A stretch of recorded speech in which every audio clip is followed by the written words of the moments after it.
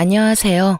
저는 돈으로 사람을 차별하는 시댁과 겨우 연을 끊을 수 있었던 평범한 40대 여성입니다. 보통 부모라면 어떤 자식이든 사랑으로 보듬는 게 당연하지 않나요? 그런 의미에서 저희 남편은 부모의 눈밖에 난 자식이었어요. 보통 이렇게 이야기하면 자식이 뭔가 잘못한 게 있으니 부모 눈밖에 나지 않았냐 하고 짐작하는 사람들이 많더라고요. 하지만 남편은 그런 사람이 아니었어요. 그저 잘난 두 동생에 비교되며 부모 눈밖에 났을 뿐이죠. 시댁의 둘째 시동생은 대기업에 다녔고 셋째 시동생은 공기업에 다녔어요. 남편만 유명하지 않은 중소기업에 다녔죠. 그 차이일 뿐이었는데 시댁 식구들은 남편을 형편없이 망한 사람처럼 취급했어요. 적어도 제가 보기에는 저희 남편만이 진심으로 가족에게 헌신을 다하는 사람이었어요. 남편은 항상 시부모가 필요한 일이 있을 때마다 연차를 내고 도움을 주러 왔었고, 무슨 일이든 시부모의 일이라면 항상 해결해 주려 노력했어요. 다른 두 동생들이 바쁘다는 핑계로 아무것도 안 할 때도 말이죠. 장남이라서 그랬던 것만은 아니었더라고요. 원래 심성이 곱고 착한 사람이었죠. 어릴 때부터 참 잘했다는데 시부모는 그런 남편보다 공부 잘하고 좋은 직장에 간 두 동생들만 편애했다고 하더라고요. 결혼 전 인사차 시댁에 들렀을 때 그런 모습을 본 적 있었어요. 시댁 화장실에서 긴장되어 심호흡하는데 밖에서 대화하는 소리가 화장실 안까지 들리더라고요. 시모가 남편에게 대놓고 말했어요. 넌 정말 끝까지 날 실망시키는구나. 어디 가서 꼭 너 같은 애를 데려오고. 엄마는 너한테 기대도 안 했지만 어떻게 저런 애를. 됐어. 내가 너한테 무슨 이야기를 하겠니? 어머니, 그 사람 좋은 사람이에요. 마음씨도 곱고 강단도 있고 착하고요. 뭐가 마음에 안 드시는 건지 모르겠지만 여자친구 앞에서는 그런 말씀 마세요. 끝까지 저를 옹호해주는 남편을 보며 마음이 뿌듯해진 것도 잠시였죠. 시모는 그런 남편에게 도리어 짜증을 냈어요. 좋은 사람인지 나쁜 사람인지 내가 알게 뭐니? 좋은 직장에 취직을 못했으면 마누라라도 제대로 된 사람 만나야지. 홀아버지 밑에서 큰 외동딸이라니. 게다가 의사도 아니고 간호사? 네 동생들 보기 부끄럽지도 않니? 네 동생들 와이프는 다들 교사에 공무원에 날고 기는데. 너 내가 왜 이렇게 마음에 드는 구석이 하나도 없어? 결혼하고 싶으면 네 마음대로 해라. 너 좋다는데 내가 무슨 할 말이 있다고? 그래도 너 결혼할 때는 동생들처럼은 못 해주는 거 이해해라. 동생들 다 1억씩 해갔다고 너까지 1억 가져가려고 하면 형평성에 어긋나지 않니? 네가 나한테 해준 게 뭐 있다고? 넌 5천만 원만 줄 테니 둘이서 알아서 맞춰서 가. 5천만 원 주는 것도 감지덕지인 건 알지? 시모의 말에 남편이 상처받을까봐 저는 후다닥 화장실에서 나왔어요. 그리고 웃으며 아무것도 못 들은 것처럼 남편 옆에 앉았죠. 저기, 이제 자리에서 일어나야 할 것 같아요. 오늘 야간 근무하는 직장 동료가 근무를 바꿔달라고 연락이 와서요.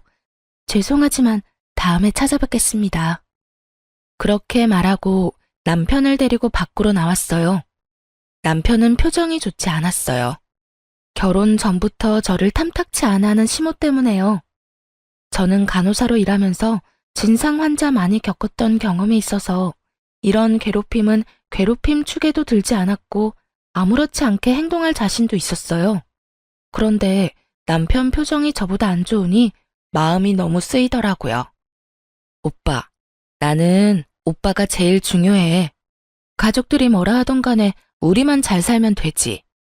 그러니까 우리들만 생각하자. 그러면 어떤 것도 잘 이겨낼 수 있을 거야. 휩쓸리지 말고 비교하지도 말고. 알았지? 제 말에 남편은 그제야 살짝 웃더군요. 고마워. 네가 있어서 얼마나 내가 많은 위로를 받는지 모르지? 넌 가끔 진짜 대단해. 나보다 더 나이 많은 누나 같은 느낌이야. 그 예시는 좀 아닌데? 나 그 정도로 늙은 거 아니라고. 둘이서 그렇게 장난을 치며 마음을 다잡았어요. 결혼이라는 것이 가문 간의 결합이라 신중하게 생각해야 하는 것은 맞지만 정말 그 지랄 맞은 시댁 때문에 이 마음이 고운 남자를 버리기에는 너무 아까웠거든요. 그렇게 저와 남편은 결혼까지 하게 됐어요. 험난할 줄 알았던 결혼은 생각보다 무난히 흘러갔어요. 시댁에서는 그때 한 말처럼 남편에게 별말 안 했고 남편도 크게 시댁과 부딪히지도 않았죠. 그래서 저도 이 시댁 사람들도 우리를 있는 그대로 받아주려나 싶었는데 그게 아니었더라고요. 결혼 후에 남편이 받는 취급에 더 화가 났거든요. 시모는 무슨 일이 있으면 무조건 남편을 불렀어요. 정말로 아주 간단하고 손쉽게 본인들이 할 수 있는 일에도 남편을 수시로 불러댔어요. 병원을 같이 간다거나 물건을 살 때 차 운전을 시키거나 지인들 경조사에 갈 때도 운전을 시켰어요. 그리고 더 화가 나는 건 부르는 시간도 천차만별이었다는 거예요. 아침에도 오후에도 한밤중에도 문제가 생기면 바로 전화해서 남편을 무슨 콜택시 부르듯 불렀어요. 제일 어이없었던 건 시댁 화장실과 세면대가 막혔다고 우리 남편을 불렀을 때였죠. 남편은 아침에 출근 전에 시댁을 들렀다가 가야 했거든요. 제가 그 부분에 대해 남편에게 몇 번 말한 적이 있었어요. 여보, 아무리 생각해도 이건 좀 너무한 것 같아. 솔직히 무슨 일만 생기면 당신을 부르잖아. 자기 몸이 2개도 아니고. 매번 어떻게 그 요청을 다 들어줘? 힘들면 동생들한테도 좀 시켜. 동생들은 나보다 더 바쁠걸? 그리고 내가 부모님한테 미안해서 그래. 기대하신 만큼 부응하지 못한 게 여전히 마음에 남아있거든. 이렇게라도 부모님한테 도움이 되면 마음이 편하거든. 남편은 남편 나름대로 시부모의 행동 때문에 받은 상처를 어떻게든 해결해보려 노력하고 있더군요. 그걸 무턱대고 부정하며 잘못됐다고 말할 수는 없더라고요. 그런데 제가 결국 시댁에 직접 말을 하게 되는 일이 벌어졌어요. 결혼 후 몇 달 뒤에 시모에게 직접 저한테 전화가 왔어요. 주말에 일이 있으니 시댁에 들르라는 말이었어요. 남편과 함께 갔는데 시모가 그러더군요. 다음 주면 명절인데 집골이 말이 아니구나. 오늘은 집 대청소에 냉장고 청소를 좀 해야겠다. 그러면서 저와 남편에게 청소 도구를 쥐어주시더군요. 저는 당황했어요. 갑자기 불러서 청소라니. 제가 물었어요. 동서들은 언제 오나요? 오면 같이 시작하는 게 어떨까 싶은데. 저는 당연히 다른 동서들도 올 거라고 생각하고 물었거든요. 그런데 시모가 어이없는 말을 하더군요. 동서들이 여길 왜 오니? 너랑 아범 둘이서 다 해야지. 내가 솔직하게 말해서 이런 말까지는 안 하려고 했는데 너는 염치도 없니? 네 2 동서들이 시댁에 용돈을 얼마를 주는지 알기는 해? 너희보다 월등히 많이 줘. 냉정히 생각해봐라. 걔네한테 일을 시키는 게 맞는 거니? 너희한테 일을 시키는 게 맞는 거니? 너랑 2 동서를 똑같이 생각하는 게 어이가 없잖아. 돈도 많이 못 벌어다 주는 거면 몸으로라도 때워야지. 그 말에 진짜 머리를 한 대 맞은 것 같은 기분이었어요. 이 사람이 무슨 소리를 하나 싶었다니까요. 매달 받는 용돈 액수에 차이가 나기 때문에 우리한테만 일을 시킨다는 말에 더 어이가 없었어요. 용돈이고 뭐고 다 떠나서 며느리를 일 시켜 먹으려고 한다는 것 자체가 언제적 사고방식인지 모르겠더라고요. 사실 남편은 결혼 전부터 시모에게 매달 20만 원씩 용돈을 드리고 있었어요. 결혼 전 남편은 월세로 따로 자취를 하고 있었거든요. 월급이 세후 280 정도였는데 적금을 100만 원을 꼬박꼬박 넣었죠. 월세 60에 적금 100에 생활비 쓰고 나면 딱히 남는 게 없었지만 그 없는 살림에도 남편은 시모에게 꼬박꼬박 20만 원씩 드렸어요. 많이 못 드려 죄송하다는 말과 함께 말이죠. 솔직히 그거라도 주는 게 대단하다고 생각했어요.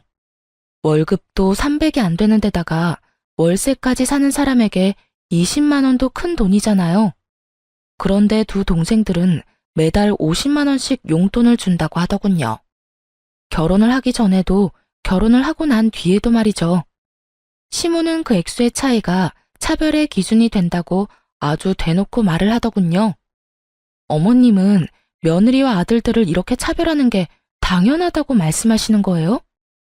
차별이라니, 그건 차별이 아니라 등가 교환인 거지. 누가 들으면 오해할 이야기를 어쩜 이렇게 태연스럽게 하는지. 예, 너희가 돈을 적게 내니까 일을 더 많이 하라는 건데 그걸 왜 그런 식으로 받아들이니? 시모가 저한테 엄청 화를 내더군요. 제가 급소를 찌른 모양이었어요. 그런 식으로 비춰지고 싶지는 않은 모양이었죠. 그날 일을 하고 돌아와서 저는 남편에게 말했죠. 우리도 용돈 50 드리자. 내가 30만 원 보탤게. 이런 식이면 영영 죽을 때까지 시댁에서 하는 일처리 당신이랑 내가 다 해줘야 할지도 몰라. 당신은 부모님께 더 잘해주고 싶은 건지 몰라도 나는 아니야. 동서가 2명이나 있는데 내가 왜 혼자서 모든 걸 다 감당해야 해? 그리고 내가 만약에 애라도 생겨봐. 내가 그 몸으로 무리하다가 문제 생기면 그때는 어떻게 할 거야? 차라리 처음부터 그런 일 없도록 일 처리하는 게 나아. 내가 보태줄 테니까 그렇게 하자. 제 말에 남편도 수긍을 했어요. 임신을 언급하기 전에는 제 말에 반대를 하려고 한 듯 보였는데 애 이야기에 마음이 돌아섰더라고요. 그럴 수밖에 없죠. 애가 태어나고도 불려가는 거 생각하면 남편 입장에도 힘들 수밖에 없잖아요. 그래서 저는 그 다음 달부터 시모에게 50만 원을 붙였어요. 하지만 시모는 여전히 남편을 불러냈어요. 그래서 전 남편에게 정말로 바쁠 때는 가지 마라고 조언했어요. 그리고 남편을 시켜서 2 동생에게 전화를 하게 했어요. 도련님, 저희 남편 요즘 일이 바빠서 어머님이 부를 때마다 가지를 못해요. 그러니까 도련님이 좀 가주세요. 어머님한테도 좀 신경 쓰시고요. 형수, 그렇게 말해도 저희는 바쁜데 어떻게 매번 시간 내서 시댁에 가요? 난색을 표하는 시동생에게 제가 말했죠. 형은 계속 그렇게 해왔어요. 일하는 거 다 똑같고 형님이야말로 요즘 야근한다고 바빠요. 여태껏 계속 해온 형 대신에 2 도련님이 애 좀 써주세요. 솔직히 이런 말까지는 안 드리고 싶은데 시댁에 돈 많이 받아간 사람은 2 분이잖아요. 그게 무슨 말이에요? 저희는 매달 용돈도 꼬박꼬박 드리고 있다고요. 용돈은 저희도 드려요. 그런데 결혼할 때 도련님들 시댁에서 얼마 받으셨어요? 제가 알기로는 1억 넘게 받았다고 들었는데 저희는 5천만 원 받았거든요. 그러면 2 도련님께서 더 노력해야 하는 게 당연한 거 아닌가요? 저희보다 훨씬 많이 받아가셨잖아요. 여태 용돈 드린 거 제하더라도 말이죠. 제 말에 틀린 말이라고는 조금도 없었으니 도련님들도 어쩔 수 없이 알겠다고 하더군요. 그런데 문제는 저와 동서 쪽이었어요.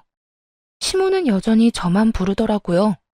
김장날에도 저 혼자 불렀길래 제가 예전에 말했던 것처럼 시모에게 물었어요.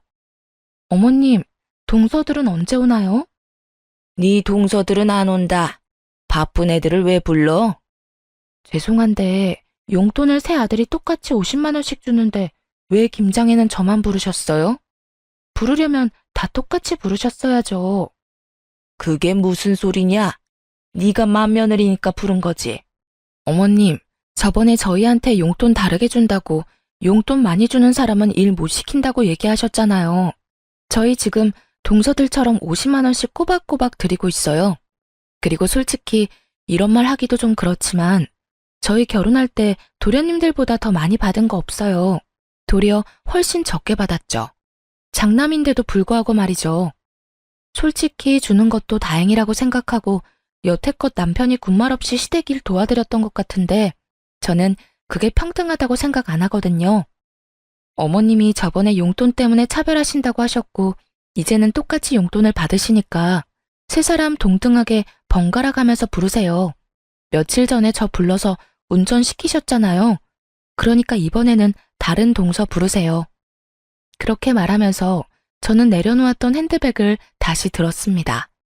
그리고 현관문 쪽으로 걸어갔죠. 그러자 시모가 제게 큰 소리를 치더군요. 야, 넌 뭐가 그렇게 잘났어? 너 며느리야. 맏며느리답게 일하라면 해. 고작 용돈 똑같이 내는 것 때문에 지금 바쁜 애들을 부르라는 얘기니? 넌 정신이 있는 거야, 없는 거야? 말씀드리자면 바쁘기는 간호사가 제일 바빠요. 저는 주 6일 일하는 사람이라고요. 그분들은 주 5일 일하죠? 공휴일 다 쉬면서. 일주일에 이틀을 쉬는 사람이랑 일주일에 하루를 쉬는 사람 중에 누가 더 바쁘고 덜 바쁜지 계산이 안 되세요? 용돈 계산은 확실하게 하시면서 날짜 계산은 잘 안 되시나 봐요. 결국 제 말에 아무런 반박을 할 수 없었던 시모는 기가 차다는 표정으로 저를 바라보더군요. 근본도 없는 년이랑 결혼한다고 할 때부터 내가 알아봤어. 아무것도 없는 년 받아줬으면 군소리 말고 일이나 잘하면 될 것이지. 매번 사사건건 사람을 허파를 뒤집어 놓지. 내가 그 결혼 시키질 말았어야 했어. 할아버지 밑에서 뭘 배웠겠어? 이래서 엄마 없는 며느리 들이는 게 아니었는데. 제가 돌아가신 어머니한테 배운 건 없어도 사람 차별하면 안 된다는 것쯤은 잘 알아요. 그것도 돈 가지고 치사하게 말이죠. 그리고 어차피 생각도 없으시겠지만 김장 김치 하셔도 저희한테 연락하지 마세요. 일도 안 했는데 가져갈 만큼 염치 없는 사람 아닙니다. 뭐 남이 해놓은 것 넙죽넙죽 잘 받아가서 퍼먹는 뻔뻔한 인간들도 이 집에는 좀 많던데 저는 그런 뻔뻔한 사람들이랑은 좀 다르거든요. 그럼 김장 잘하세요. 그렇게 말하고 저는 집으로 돌아왔습니다. 그러게 왜 사람을 별것도 아닌 걸로 차별을 하는지 다른 사람 못 살게 굴 때는 본인도 당할 거라는 생각을 해야죠. 그 뒤로 시모는 저한테는 연락을 안 하더군요. 대신 남편을 좀 더 많이 부르게 됐죠. 하지만 남편도 결국 시모의 요구를 적당히 거절하자 비로소 평범한 생활을 할 수 있게 됐어요. 매번 별거 아닌 일로 불려가는 생활에서 해방된 거죠. 남편과 저는 겨우 여유로운 생활을 즐길 수 있었습니다. 하지만 그것도 아주 잠깐뿐이었어요. 남편 회사에 문제가 발생하게 됐거든요. 남편은 중소기업에서 일하는데 본래 남편 성격 자체가 회사원 기질은 아니었어요. 그런 남편에게는 특기가 하나 있었는데요. 그게 바로 요리였습니다. 요리는 정말 모르는 제가 맛봐도 남편의 음식은 무척 맛이 있었거든요. 그 음식 솜씨에 반해서 결혼하게 된 것도 있으니까요. 남편 회사에는 재정 악화로 인원 감축이 시작됐고 남편은 퇴사를 해야 할 것 같다고 저에게 상의를 하더군요. 가게를 차리려는 생각이었어요. 사실 멀쩡한 직장 놔두고 나오는 거면 화를 냈을 거예요. 하지만 이미 재정 악화로 인한 감축이 이뤄지고 있는 회사였어요. 언제 망할지 모른다는 거죠. 물론 지금 당장 망할 리는 없겠지만 미래가 없다는 건 누가 봐도 뻔한 일이었어요. 그리고 저는 남편의 음식 솜씨와 장사 수완을 믿기로 했어요. 사실 저도 간호사로 일하며 돈을 벌고 있으니 괜찮을 거라고 생각한 것도 있었어요. 남편이라면 잘할 수 있을 것 같다는 생각으로 남편이 하겠다는 양식 음식점을 저도 응원하게 됐죠. 그런데 남편이 가게를 창업하려고 하는데 돈이 조금 빠듯했어요. 그래도 조금만 아끼고 제가 조금만 더 일하면 충분히 충당할 수 있는 금액이긴 했어요. 그런데 문제는 그 뒤에 생겼어요. 제가 덜컥 임신을 하게 된 거였죠. 아이가 생기지 않도록 노력했지만 결국에는 제 맘대로 되는 게 아니었더라고요. 그렇게 애가 생기니 저도 슬슬 걱정이 되더군요. 애한테 드는 돈이 생각보다 많을 것 같아 수중에 있는 돈을 다 끌어다가 남편 가게에 모두 털어놓을 수는 없었어요. 그래서 모자란 돈은 대출을 할까 생각 중이었거든요. 일단 저희 집을 담보로 대출을 하고 차가 2대 있으니 제 명의의 차는 팔아야 할까 생각했죠. 그렇게 가게 창업 비용 때문에 걱정을 하고 있었는데 그때 시모가 남편에게 그 이야기를 들었는지 잠깐 시댁으로 오라고 하더군요. 너애 창업할 때 돈 필요하지? 결혼할 때 5천만 원밖에 안 해줬으니까 이번에 가게 창업할 때 5천만 원을 빌려줄게. 대신에 연이자 3%로 빌려줄 거야. 언제든 일시 상환 가능하고. 어때? 어머님 죄송한데 저희는 3천만 원만 있으면 되는데 어째서 5천만 원이나 빌려주시려고 하세요? 너희 가게 차릴 때 딱 필요한 만큼만 돈 나오는 거 아니다. 인테리어나 그 외 다른 변수들이 생기면 어떻게든 돈이 들게 돼 있어. 그래서 조금 더 여유롭게 주려는 거야.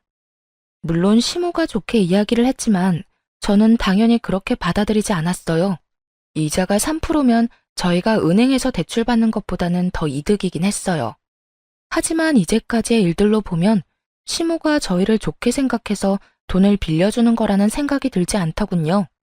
분명히 뒤에 꿍꿍이가 있을 거라는 생각이 들었죠. 도대체 이 사람들이 무엇을 위해서 우리에게 돈을 빌려주려고 하는 것일까?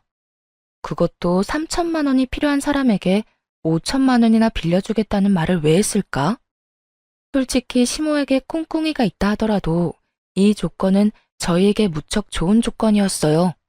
매달 원금은 갚지 않아도 되고 이자만 갚으면 되며 만기 상환 일시가 정해져 있지 않고 일시 상환 가능한 시점에 상환하면 되니까요.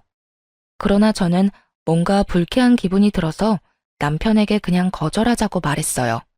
하지만 남편은 뱃속의 아이를 생각해서라도 조금이라도 아껴야 한다며 시모에게 돈을 빌리게 됐습니다. 대신 저희가 원하는 3천만 원만 빌리기로 했어요. 그런데 그 뒤에 시댁이 어떤 생각을 하고 있었는지를 알게 된 거죠. 남편이 허락한 일이기는 했지만 저에게는 거의 반강제로 시모의 호의를 받아들인 기분이었어요.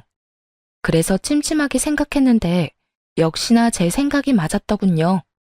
저희 손에 3천만 원을 들려주고는 그 돈을 빌미로 다시 한번 저희를 시시때때마다 부르더군요. 예전과 똑같은 상황이었어요.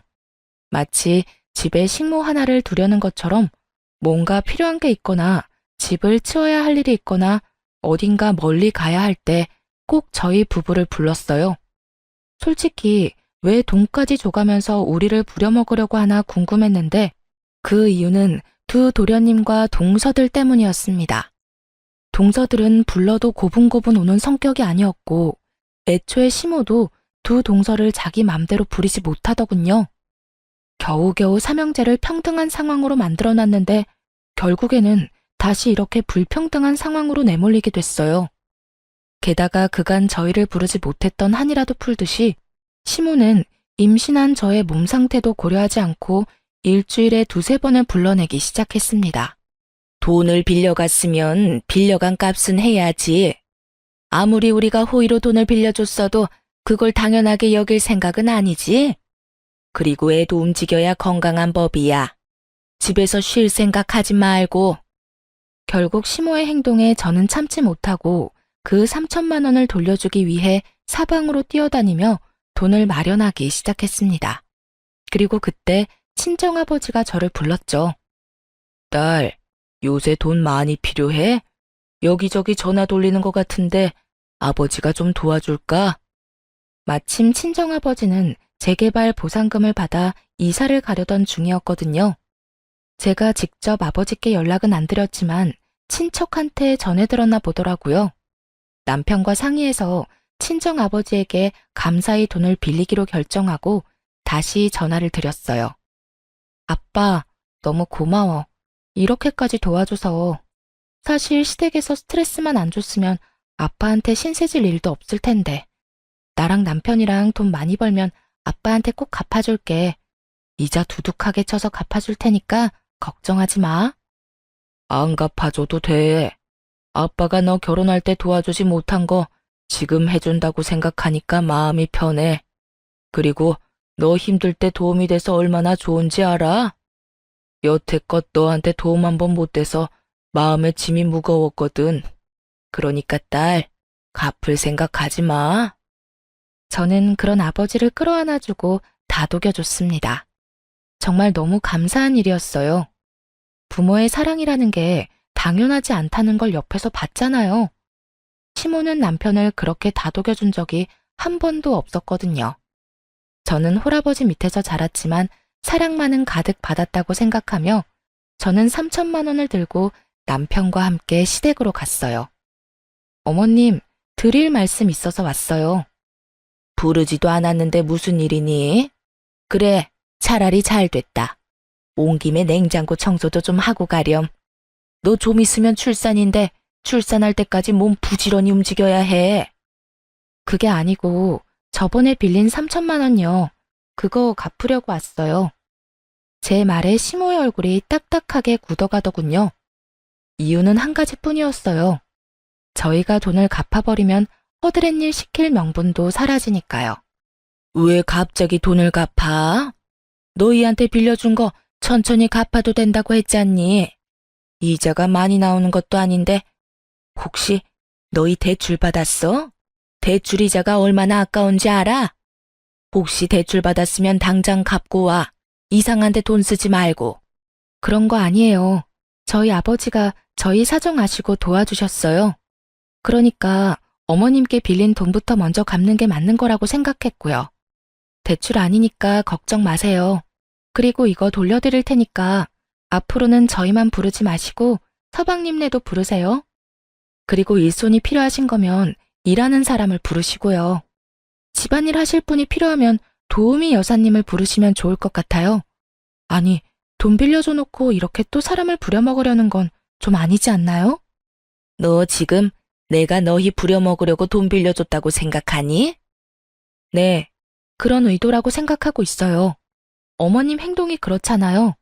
돈 빌려주시고 나서는 일주일에 두세 번을 부르시는데 그런 생각이 안 드는 게 더 이상하죠. 너 지금 말 다 했니? 나도 너희 같은 자식이면 며느리 필요 없어. 되먹지도 못한 것들 받아주려고 했더니 도리어 사람을 좀생이 같은 인간으로 만들어? 나가. 우리 집에서 당장 나가고 연락하지 마. 너희 같은 애들 우리도 필요 없어. 어디 고마운 줄도 모르고 사람을 나쁜 사람으로 만들어? 너 그렇게 생각하는 거 자격지심이야. 열등감이라고. 앞으로 얼굴 비치지 마라. 돈을 갚는데도 이렇게 화내는 걸 보니 속이 훤히 보이는 것 같아 웃기더군요. 옆에 있던 남편도 어이없는 얼굴로 말했죠. 어머니, 저희가 어머니한테 빌린 돈을 갚는데 왜 이런 말을 들어야 하는지 모르겠어요. 저희가 뭘 잘못했는데 이렇게 나가라고 소리치고 화내시는 건가요? 돈을 갚은 게 싫으신 거예요? 아니면 동생들 대신 우리를 못 부르는 게 싫으신 거예요? 저도 이제 지치네요. 어머니 원하시는 대로 해드릴게요. 여보, 가자. 남편이 그렇게 말하고 저를 끌었습니다. 그렇게 시댁과 인연은 정말로 뚝 끊기게 됐어요. 솔직한 말로 저희는 아쉬울 것 없었어요. 남편도 그쯤 되니 시댁 행동에 진저리를 치더군요. 노력해도 언제나 사랑받는 건 두 시동생들 뿐. 그런 남편에게 저와 친정아버지는 남편의 인정 욕구를 채워주려 노력했어요. 그래서 그런지 남편은 친정에 더 마음을 쓰더라고요. 그러면서 우리끼리 잘 살아보자고 말했죠. 우여곡절 끝에 남편은 음식점을 개업했어요. 다행히 남편의 음식 솜씨가 좋았던 모양인지 가게는 잘 되기 시작했고 1년이 넘어갈 때에는 매출이 엄청 올라 남편 월급의 2배만큼 벌 수 있게 됐어요. 친정아버지는 바쁠 때마다 나와서 홀도 봐주시고 도움을 많이 줬어요. 회사원으로 일할 때마다 더 벌게 되니 저희 주머니 사정도 굉장히 나아졌어요. 그렇게 시댁과 연 끊은 지도 3년이 지나가고 있었어요. 아이는 어느새 3살이 다 되어가고 있었죠. 그렇게 행복할 줄 알았는데 친정아버지 몸이 많이 안 좋아졌어요. 병원에 가보니 위암에 걸렸다고 하더군요. 암 걸리는 사람이 많아졌다고는 들었지만 그게 저희한테 닥쳐올 줄은 그 누구도 상상 못했었어요. 남편은 망설임 없이 저한테 그러더군요. 같이 병간호하면서 치료하면 이겨낼 수 있을 거라고요. 제가 슬픔에 빠져 눈물만 흘리는 동안 남편은 전문 병원부터 시작해서 위암 환자에게 필요한 것들, 하면 안 되는 것들, 그런 정보들을 꼼꼼히 조사하기 시작했어요. 정말 의지가 되는 사람이었습니다. 그래서인지 저희 아버지도 항상 고마워하며 남편에게 미안함을 전했어요. 자네한테는 언제나 미안하네. 내가 몸도 성취하는데 매번 자네한테 신세를 지니 도움이 되어야 할 터인데 도움을 받게 되니 말이야. 해준 것도 없는데 시간 내서 이렇게 와주는 것도 참말로 미안하네. 그리고 미안함보다 고마움이 더 크고 말이지. 자네가 해준 것들은 내가 꼭 잊지 않겠네. 친정아버지는 그렇게 말하며 남편에게 매우 고마워했어요. 남편은 뿌듯해하기도 하고 칭찬을 받으니 더 열심히 하고 싶기도 했나 봐요.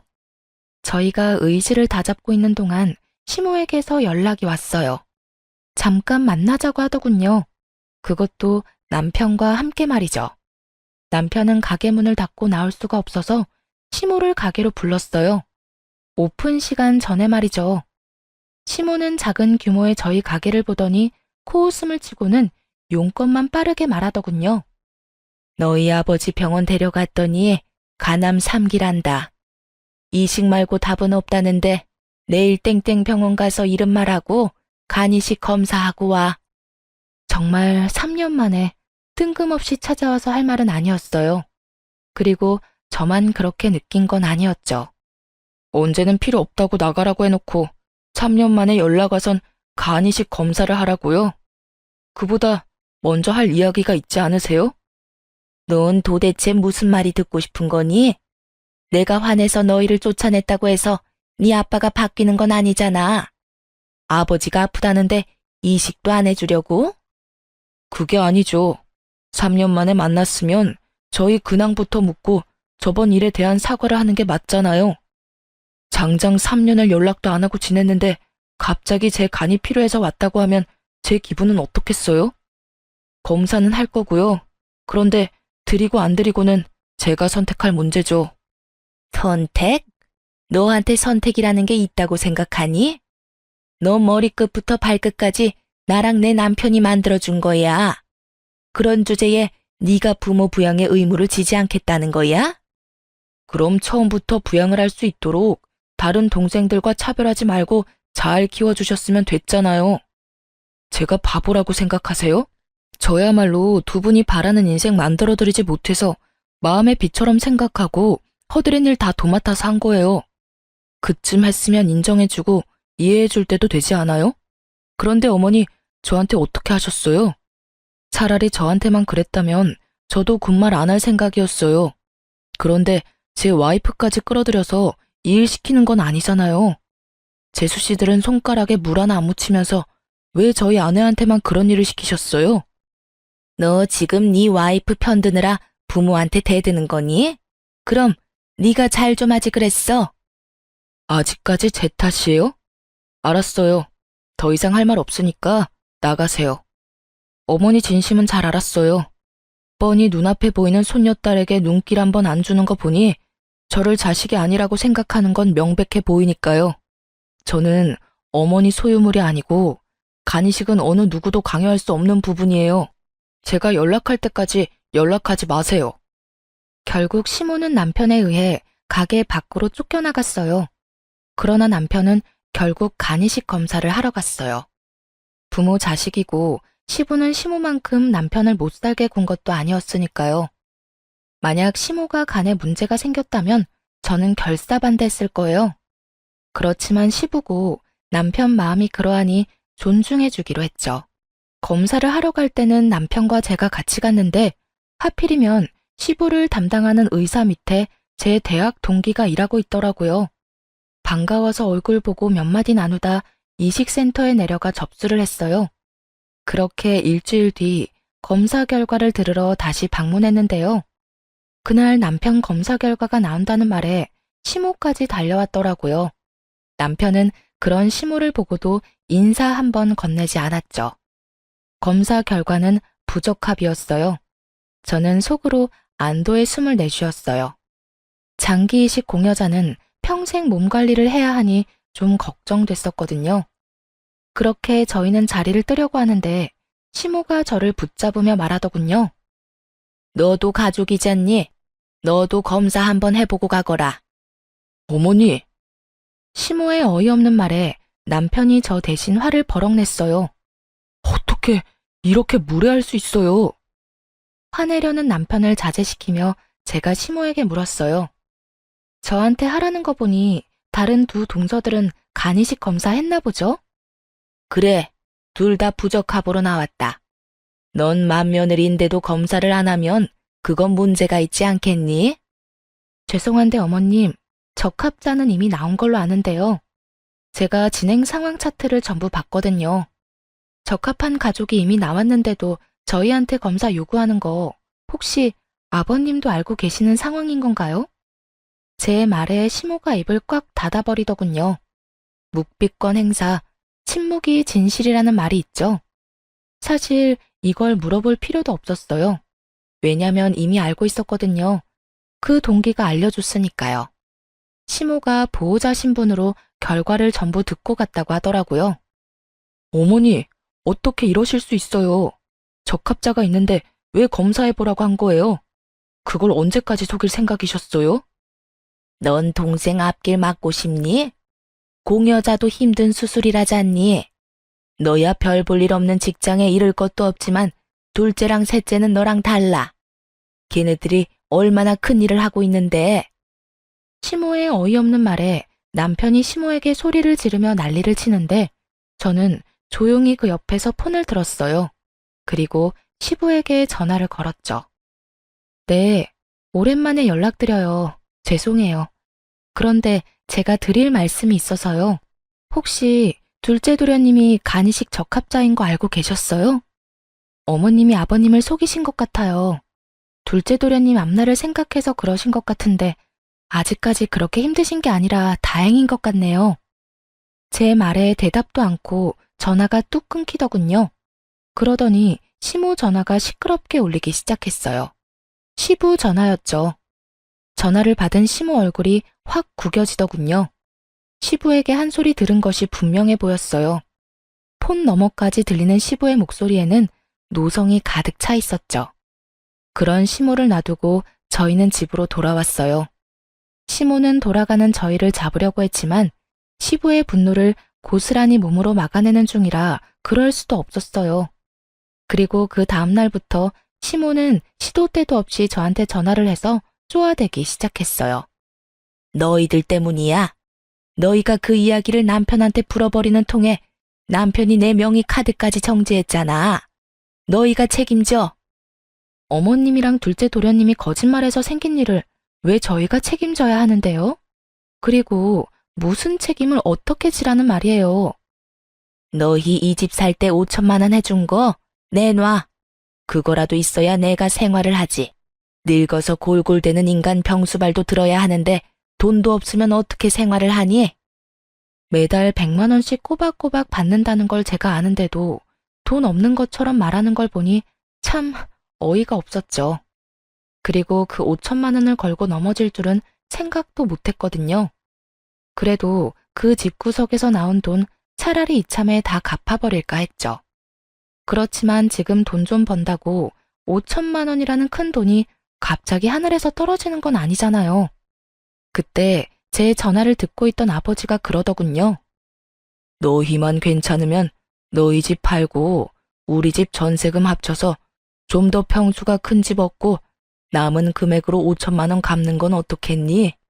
그 이야기에 귀가 번쩍 뜨이더군요. 남편에게 상의했더니 남편은 이번에도 친정아버지에게 신세를 지게 돼서 너무 죄송하다고 하더군요. 아버지는 우리가 보호자로 간병을 해주고 있으니 당연히 받아도 되는 일이라고 했고 대신 자신을 간병하는 일이 힘들 거라 그것만 걱정된다고 하셨거든요. 남편은 그 제안을 받아들이기로 했어요. 그렇게 저희 집을 팔고 좀 더 외곽에 집을 얻기로 했어요. 평수는 크지만 예전 집 금액에 조금 더 보태서 들어갈 수 있었죠. 부랴부랴 해결하느라 시간이 좀 걸리기는 했지만 저희는 시모에게 줄 돈을 마련할 수 있게 됐어요. 운 좋게 2달 만에 모두 다 팔리고 새로운 곳에 이사까지 들어갈 수 있었어요. 그리고 나서 돈 5천만 원을 보냈어요. 그리고 시모에게 전화했죠. 어머님, 돈 돌려드렸으니까 확인해보세요. 그래? 2달이나 걸렸지만 그래도 갚은 건 다행이네. 그렇게 말하고 전화를 끊은 시모에게 다시 전화가 왔어요. 야, 너 돈 갚는다고 해놓고 이게 무슨 짓이야? 돈이 안 들어왔잖아. 저 돈 돌려드렸어요. 아버님 계좌로요. 저희 이 돈 받을 때 아버님 계좌에서 받은 거 알고 계시죠? 이런 돈 문제는 정확히 하는 게 좋거든요. 혹시라도 제가 돈을 어머니 계좌로 드렸다가 나중에 아버님이 돈 갚으라고 하면 큰일이잖아요. 빌려준 사람한테 돈을 갚는 건 당연한 거죠. 저는 일부러 시부에게 돈을 보냈거든요. 시부 주머니에 돈 들어가면 시모에게 돈 줄 일이 없을 테니까요. 너 바보야? 그걸 네 시아버지에게 주면 어떡해? 지금 우리 둘이 싸워서 내가 돈 한 푼 못 받고 있는데. 설마 너 일부러 그런 거니? 아까도 말했지만 돈 관계 확실하게 하려고 아버님한테 드린 거니까 저한테 뭐라고 하지 마시고 아버님한테 싹싹 빌어보세요. 그러면 아버님도 마음 바뀌겠죠. 저는 건조하게 말하고 전화를 끊었어요. 시모가 뭐라 소리치는데 들을 필요는 없었거든요. 그렇게 저희는 시댁과의 모든 돈 관계를 청산했고 드디어 인연 끊고 살 수 있게 됐어요. 더 이상 저희한테 뭔가를 요구할 수는 없으니까요. 그렇게 남은 돈으로는 남편 가게를 리모델링해서 좀 더 확장하고 더 화사하게 꾸몄어요. 그게 잘 맞았는지 입소문 타며 가게도 더 잘 되게 됐어요. 그리고 얼마 뒤 시부가 간이식을 받았다는 이야기를 막내 시동생에게 전해 들었어요. 그리고 그로부터 또 몇 달 뒤에 시동생이 화가 많이 난 채로 저희 남편을 찾아왔더라고요. 형, 이게 말이나 되는 일이야? 아버지가 5천만 원 들이밀면서 둘째 형한테 간이식 하라고 난리도 아니었어. 아니, 적합자가 둘째 형이니까 당연히 이식해줘야 하는 건데 그걸 속이고 안 해주려 했던 형한테 5천만 원을 주고 이식해달라는 이 상황이 맞기는 한 거야?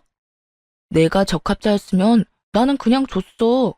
돈을 받고 간을 주다니 둘째 형도 너무 뻔뻔한 거 아니야? 그것 때문에 5천만 원을 날리다니 아버지는 생각이 있는 거야 없는 거야? 수술만 잘 됐으면 됐지 뭐. 아버지도 수술하고 괜찮으시지? 괜찮기는 수술하고 고작 3달 지났을 뿐인데 이 영감이 정신 못 차리고 벌써 술 마시고 담배 피고 난리도 아니야. 이제는 가족 중에 적합한 사람도 없는데 이럴 거면 그 간은 왜 가져갔대? 어차피 얼마 못 쓰고 또 버릴 거면. 둘째 형만 불쌍하게 됐지 뭐. 간 주고 돈은 받았는데 몸이 안 좋아졌대. 형 사업하잖아. 이래저래 과로할 일도 많고 술 마실 일도 있는데 아무리 조심해도 몸이 나빠지더라고. 간 이식해준 사람도 받은 사람도 다 나빠졌네. 그래도 아직 괜찮은 것 같은데? 두 사람 다 입원은 안 해도 되는 건가? 나도 몰라. 나 둘째 형 5천만 원 받았다는 거 얼마 전에 알고 그 집이랑 인연 끊었어. 왜 돈을 둘째 형한테만 줘? 완전히 기분 상하잖아. 아니, 간이식을 해줬다고 돈을 왜 줘? 그리고 그거 준다고 넙죽 받아쳐먹은 둘째 형한테도 화나고. 결국 시부가 그 5천만 원을 둘째 시동생에게만 줬다는 게 화가 난다는 막내의 투정이었던 거죠. 하긴 돈만큼 사람 기분 상하게 하는 게 없죠. 돈으로 차별하는 집안에서 커서 그런지 돈에 관한 건 아주 예민하게 받아들였더라고요. 그리고 엄마도 좀 너무한 거 아니야? 우리한테 매달 돈 받아가면서 집 살 때 1억 넘게 해줬으니까 책임지라며 우리더러 합가하자고 하잖아. 돈 더 받아간 둘째 형한테 말하라니까 형은 간이식을 해줘서 안 된대. 그러면서 우리 집에 와서 돈을 얼마나 펑펑 쓰는지. 말도 못하게 낭비가 심해서 엄마도 내쫓아버렸어. 와이프가 엄청 싫어했거든. 돈은 있는 대로 갖다 쓰면서 무슨 잔소리는 그렇게 많은지 화가 안 날 수가 없더라고. 막내 도련님 이야기를 들어보니 시모도 여전하더라고요. 그렇게 울분을 토하고 간 막내 도련님 이후에 둘째 시동생도 저희 집에 찾아왔어요. 아주 얼굴이 반쪽이 되었더군요. 형, 부탁이 있어서 찾아왔어. 무슨 부탁? 아버지, 좀 형이 모시면 안 돼? 형이 장남이잖아. 나는 간이식까지 했고 막내는 어머니 모시고 있어. 그러니까 형이 아버지 모셔야지. 당연한 듯 말하는 둘째 시동생을 보며 아직 시모가 쫓겨난 이야기는 못 들었구나 싶었어요. 그리고 뭐가 이렇게 당당하나 싶은 생각도 들었죠. 내가 장남인데 장남으로 여겨진 적은 없잖아. 이제 와서 네가 장남 운운하는 것도 좀 웃기다. 간이식은 어차피 돈 받고 해준 거지. 막내한테 다 들었어. 그리고 너희 결혼할 때 돈 다 받아갔잖아. 난 그거 다 갚았어. 그러니까 그 돈 갚을 만큼은 네가 아버지 돌봐드려. 돈 줄게. 아버지한테 받은 5천만 원 나눠줄 테니까 아버지 좀 부탁하자. 응? 너 우리 가게 얼마나 잘 되는지 모르지? 그 돈 없어도 될 정도야. 그리고 그 5천만 원 원래 나한테서 나온 돈인 거는 알고 있어? 집 살 때 받은 돈 5천만 원 내놓으라더라. 그래서 돌려드렸는데 그걸로 간을 사실 줄이야. 어쨌든 우리는 돈 없어도 되니까 너희 일은 너희가 알아서 해. 형, 1억이야? 형도 가족이잖아. 어느 가족이 돈으로 형제를 차별해? 그리고 3년 동안 연락 없어도 너희 잘 살았잖아. 아버지 몸 좀 안 좋다고 연락 와서 이제 와서 가족 행세하면 누가 좋다고 그럴까? 그러니까 여태 해왔던 것처럼 알아서들 해. 우리한테 신경 끄고. 그리고 나는 처가 식구들 챙기는 것만으로도 바빠. 여태껏 장인어른한테 도움받은 게 얼마나 많은데 그래서 병수발 드는 것도 당연한 일이고. 뭐? 지금 친아버지 놔두고 남의 아버지를 챙기겠다는 거야? 당연하지. 그 친아버지 친어머니가 나한테 한 짓을 생각하면 항상 도움만 주려는 처가의 눈길이 가는 건 당연하지 않냐? 있는 것도 다 빼앗아가고 종처럼 부려먹으려는 부모랑 있는 거 다 내어주고 고맙다며 항상 챙겨주는 장인어른이랑 비교가 안 되려야 안 될 수가 없잖아. 앞으로 이런 일로 나 찾아오지 마. 그렇게 남편은 둘째 시동생도 내보냈어요. 나중에 이야기 들어보니 간이 다시 망가진 시부는 돌봐줄 사람 없이 요양병원에 들어갔고 간이식은 꿈도 못 꾸고 있다고 하더군요. 게다가 시부가 돈을 꽉 쥐고 있는 통에 돈 한 푼 제대로 못 쓰는 시모도 막내 아들에게 버림받고 단칸방 하나 얻어서 수발 들며 힘들게 살고 있다고 하더라고요. 자식을 도구로 쓰려다가 스스로 도구가 되어버린 시모를 보면서 조금이라도 장남에게 잘했으면 이런 비참한 노년을 맞이하지는 않았을 거라는 생각이 들었어요. 저희 아버지는 위암 진단 후 저희 부부의 지극한 병간호에 이제 완치 판정, 즉 치료 후 5년까지 딱 1년을 앞두고 있거든요. 남편이 처갓집에 마음을 붙여줘서 참 다행이라는 생각을 해요. 그리고 이런 복덩이 같은 남편을 제 손으로 내친 시댁도 자기 손으로 복을 내보낸 걸 알려나 모르겠네요. 지금까지 저의 긴 시댁 이야기 들어주셔서 감사합니다. 좋은 하루 되세요.